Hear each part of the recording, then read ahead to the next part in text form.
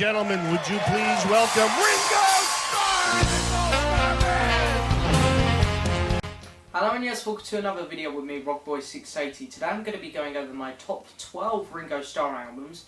I know 12 is a funny number, but I have 12 of his albums now on vinyl, so I'm missing a few albums out here like Choose Love, Ringo-Rama, you know, some other ones there.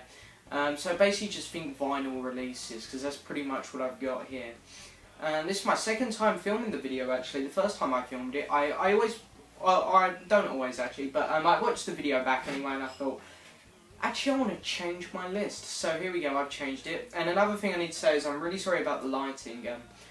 Yeah, I normally film my videos afternoon time, so the lighting's pretty good, and it's just about 5.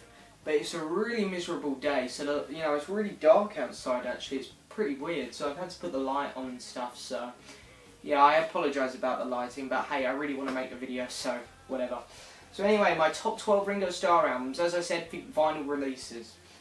So I got inspiration from this by Joe, me and Mr. Mayo's video. He done a really nice video, but I disagreed with a few things, which is great, because you know, everyone has their own opinion, and it kind of inspired me to respond to it and give my take on it. So here's my take on it. There's some very different places here to what you did, Joe. So yeah, it's going to be really interesting, especially when we get to the one I put in 11th place. I have a feeling you're really going to disagree with me there. But anyway, coming in at number 12 is going to be Ringo Bad Boys Starr, or Ringo Starr Bad Boy. Yeah, okay, problem with this album. The Ringo tracks on here don't do nothing for me. You know, I wouldn't say they're good songs, they're just pretty boring. They just don't do anything for me. And then he manages to destroy some good songs like Where Did Our Love Go? I love that song. I really love the J. Girls Band live version of that song. But Ringo manages to absolutely trash it. I'm really sorry. Ringo, if you're watching this, I don't suppose you are, but if you are, I mean, you know, I don't mean to cause a... But I don't mean to be harsh, I'm just giving my opinion, and I love you all the way, Ringo. You're an absolute fabulous musician, a very underrated one in my opinion. But yeah, being honest, these albums near the back, you know, they are a bit... So this album especially, you know, it just doesn't do anything for me. It's just very, very boring. Okay, now I've seen a few people put this album on a pedestal. They put it really high up on their list of Ringo albums. Now, a lot of people say it's a really good album. I've got to disagree. It's not an album which I'm not that keen on. I'm just sorry. Stop to Smell the Roses. Now I know, Joe, you really like this album. Okay, so side 1 has a couple good tracks on. Side 2 has about 1 good track really. Okay, so he does Sure to Fall, which is one which the Beatles done in Hamburg, I believe. They used to perform that one live. It's on the Capcorn tapes. And then he manages to ruin a song which was so good. He you know, Ringo's biggest song, biggest selling song, I believe, is Back Off Boogaloo. And he manages to trash it on this album. Trashes one of his own songs. The album for me just doesn't do anything for me. There's a couple of good tracks on here, but they are let down by the crap tracks. Top 10. Coming in at number 10 is Ringo the Fourth. The reason I put this one above Stop to Smell the Roses is because these two albums are very similar. But there's, you know, the first 3 tracks on this album I can really sit down and listen to. You know, Drowning in the Sea of Love is a great song. It's a great song. Tangle All Night is okay. And Wings is a great song. However, I prefer the 2012 version. But Drowning in the Sea of Love is the only reason I put this album above Stop to Smell the Roses, because I love the song. This is quite a nice record actually. I just would show this one. This nice little glossy laminated cover, this one. I really do like the actual design of the record as well. So yeah, I mean, the album again is pretty lifeless, but first 3 tracks are just nice one, Ringo. Nice one. Next album up is going to be his debut album, his first album, Sentimental Journey. Sentimental Journey is okay. It's an American songbook cover album. I like the songs Sentimental Journey, Bye Bye Blackbird, Dream. You know, there's some decent stuff on here, I guess. It's about half the album is good, the other half is just usual Ringo. Not that interesting. So, you know, that's why it falls short. I'd like to put this one higher. It's just a shame that the album didn't have as much interesting stuff in it. I'm just going to move my camera up a bit here, because what normally happens is my camera starts to fall down at this point, and that's exactly what it's doing. Okay, so the next one up is going to be his 2010, I think it's 10, yeah, album, Why Not? Really like just the letter Y and not. This one might change. I'm not too familiar with this album. I've listened to it twice. Twice was really enough for me, but when you're putting them in order, I think you need to give it a couple more listens. So, yeah, I mean, I could put this one higher if I give it a few more listens, probably. The album's good. Couple weak tracks on there, couple that stand out. And that's about it for that album. That's all I've got to say. I need to listen to it a few more times, I think. But I've got a lot of other albums I want to listen to first. The next one up. Some people out there really like this album, some people out there really dislike it. I happen to be, I wouldn't say in the middle, I'm closer to liking it. And I do like it, but I mean I'm closer to loving it, but I don't love it. I just really enjoy it. Old Wave. Now, every album from here onwards, I can easily say I really enjoy. Whereas the other ones that I've already shown, I can say, yeah, I like certain tracks on them. I really enjoy certain tracks on them.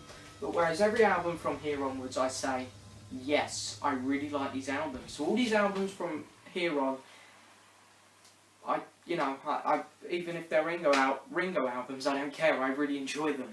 I really like this one because it's so different to anything he's done before.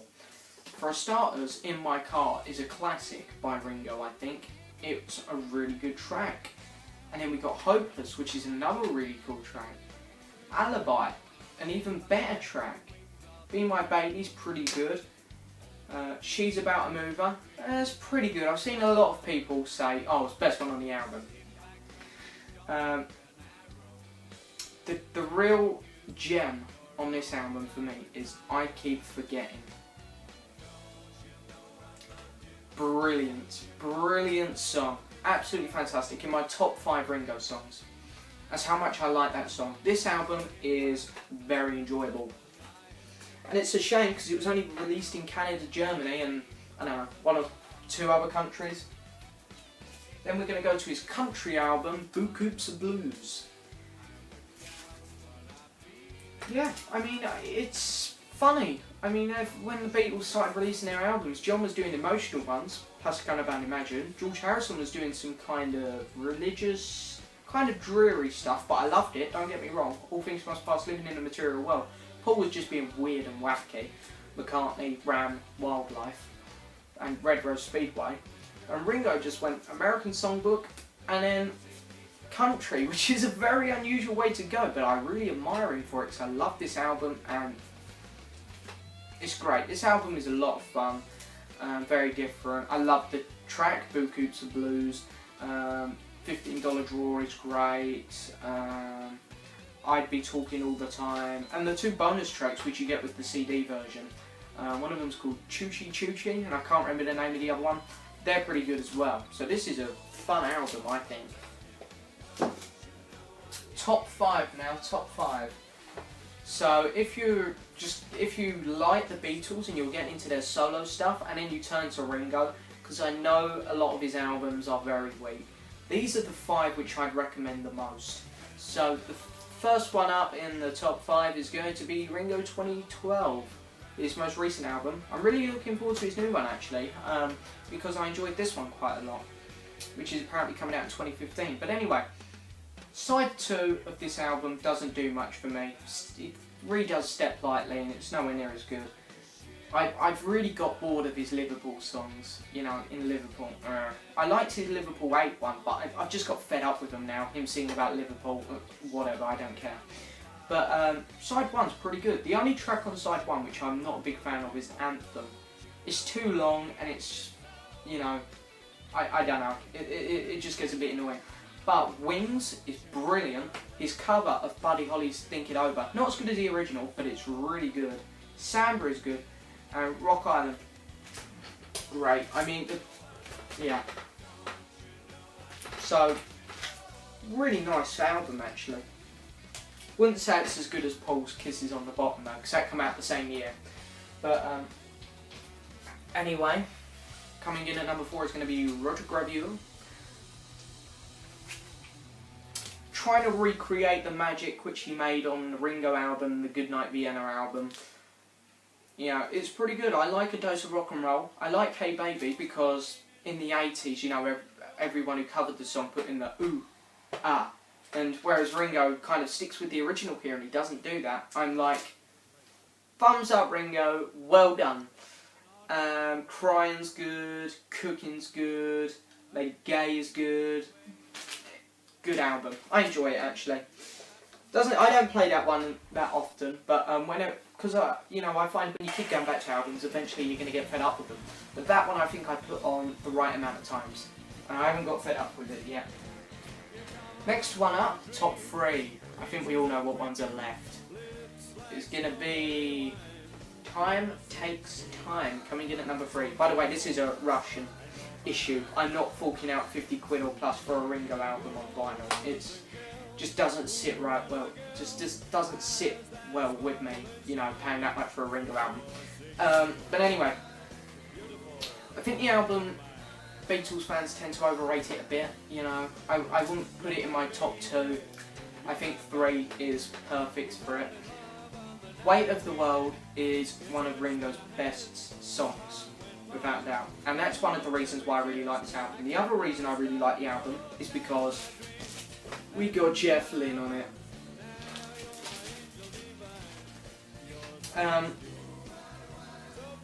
The album is really good the whole way through. Around the middle it goes a bit, whoop, you know, it just kind of drops a bit for me.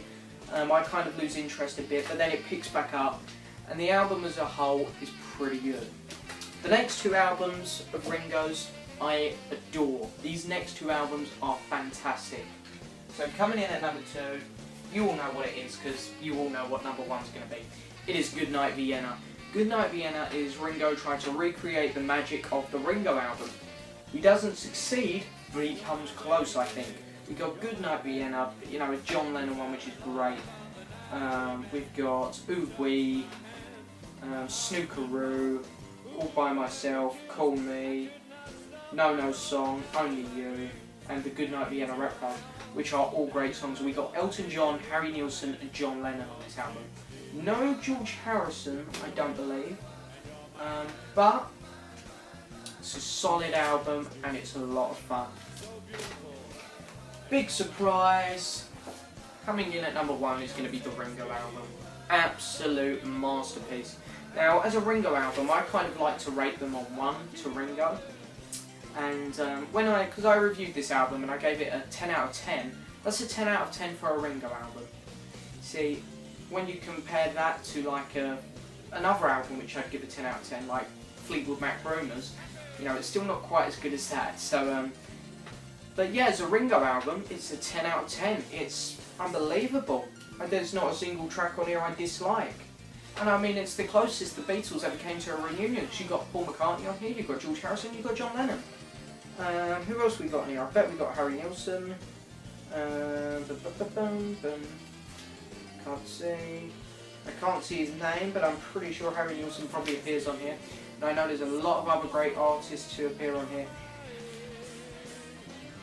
You can't go wrong with this album.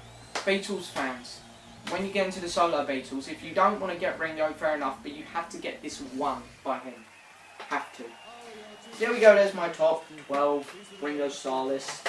I know it's pretty different putting Stop Smelling the Roses quite far back, and what one? And Bringing Gold Way quite far forward. So there's a lot of different things on here to other people's lists. But anyway, I hope you all enjoyed it, and I would really appreciate it if you all left a comment below. Let me know what you thought of my lists, because I really enjoy these lists. I need to do one for John, but the only problem is John didn't get much of an opportunity to put many albums out. Obviously not his fault, but so I might do one for John, and then I might do one for another artist. I've already done ELO. Might do Elton John or Eric Clapton. Maybe Bob Dylan. Yeah, maybe Bob Dylan. Maybe a Stones one. So yeah, we'll see. Anyway, there we go. Thank you very much for watching. Be sure to hit the subscribe button, like the video, and leave a message. Thank you very much for watching.